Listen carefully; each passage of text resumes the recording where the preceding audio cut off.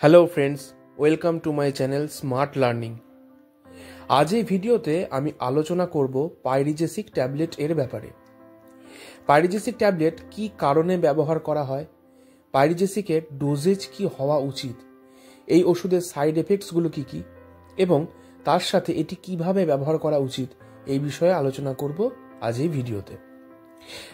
পাইরিজেসিক 650 mg ট্যাবলেটটির composition হচ্ছে paracetamol, paracetamol 650 mg, paracetamol 125 mg, paracetamol 500 mg and paracetamol 1000 mg সব রকম ডোজেই ওষুধটি অ্যাভেলেবেল আছে। প্রথম প্রশ্ন হলো, প্যারাসিটামল মেডিসিন আসলে কি? দেখুন, প্যারাসিটামল মেডিসিন সাধারণত দুই ধরনের মলিকিউল দিয়ে তৈরি। এক নম্বর হচ্ছে অ্যান্টিপাইরেটিক এবং দুই নম্বর হচ্ছে অ্যানালজেসিক।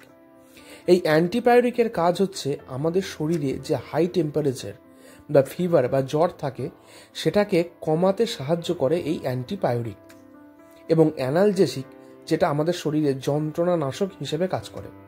যেমন আমাদের শরীরে বিভিন্ন জায়গায় যে ব্যথা হয়, যন্ত্রণা হয়, সেটা বিভিন্ন কারণে হতে পারে, তো সেই পেন বা ব্যথাটাকে কম করতে সাহায্য করে হচ্ছে অ্যানালজেসিক। তার মানে এক কথায় প্যারাসিটামল আমাদের শরীরে দুই ধরনের কাজ করে। এবার চলুন জেনে নিই পাইরিজেসিক ট্যাবলেটটির ডোজেজের ব্যাপারে। পাইরিজেসিক বিভিন্ন ডোজের অ্যাভেলেবেল আছে, যেমন প্যারাসিটামল 1000 mg, 500 mg, 650 mg, এরকম বিভিন্ন ডোজে মার্কেটে অ্যাভেলেবেল আছে। প্যারাসিটামল হলো একটি সেফ মেডিসিন। তো যদি অ্যাডাল্টদের ক্ষেত্রে দেখা যায় তো 650 mg প্যারাসিটামল সারাদিনে 3 থেকে 4 বার খাওয়া যেতে পারে খাবার খাওয়ার পর। তবে হ্যাঁ, আপনার এজ এবং ওয়েটের ওপর ডিপেন্ড করে ডাক্তারবাবুরা প্রেসক্রাইব করে থাকেন। বাট অ্যাভারেজ অ্যাডাল্ট ইন্ডিভিজুয়ালের কথা যদি আপনি বলেন তাহলে 3 থেকে 4টে প্যারাসিটামল 650 mg আপনি খাবার খাওয়ার পরে নিতে পারেন। এটা ডিপেন্ড করে কি আপনি কোন সিচুয়েশনে নিচ্ছেন তার উপর। কারণ অনেক সময় মানুষ প্যারাসিটামলের সাথে অ্যাসিক্লোফেনাক বা ডাইক্লোফেনাকও ইউজ করে থাকেন।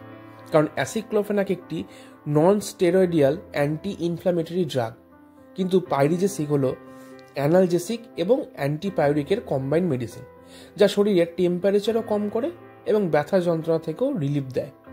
তো সেই জন্য প্যারাসিটামলের ডোজেজ এই হিসেবে পেশেন্টের কন্ডিশনে বুঝে দেওয়া হয়। বাচ্চাদের জন্য আলাদা ডোজ হয়, বড়দের জন্য আলাদা ডোজ হয়। পুরুষ এবং মহিলা দুজনেই এই ক্ষেত্রে একই ডোজ, কিন্তু সেটা ওয়েট এবং হাইটের উপর ডিপেন্ড করে। চলুন এবার আমরা জেনে নিই প্যারাসিটামলের সাইড এফেক্টের ব্যাপারে। দেখুন, প্যারাসিটামল তো এমনিতে খুব ভালো একটা মেডিসিন, কিন্তু প্যারাসিটামল আপনি কখনোই খালি পেটে খাবেন না, ভরা পেটে খাবেন।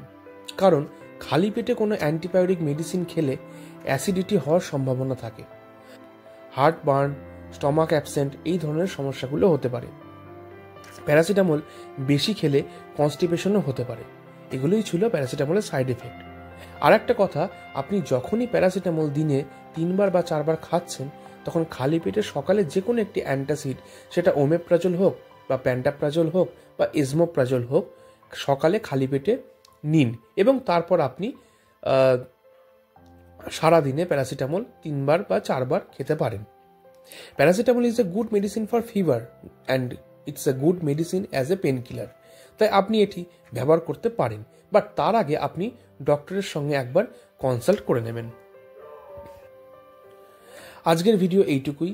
আর এই ভিডিওটি হলো আমার চ্যানেলের প্রথম ভিডিও, তাই আমাকে আপনারা একটু সাপোর্ট করবেন।